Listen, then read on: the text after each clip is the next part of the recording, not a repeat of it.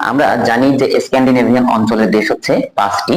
এর মধ্যে একটি হচ্ছে নরওয়ে, একটি হচ্ছে সুইডেন, একটি হচ্ছে ফিনল্যান্ড, একটি হচ্ছে ডেনমার্ক এবং আরেকটি হচ্ছে আইসল্যান্ড। তো এই 5টি দেশের আসলে ভৌগোলিক বিশেষত্বগুলো কি রয়েছে এগুলো আজকে আমরা খুঁটিনাটি জানার চেষ্টা করব।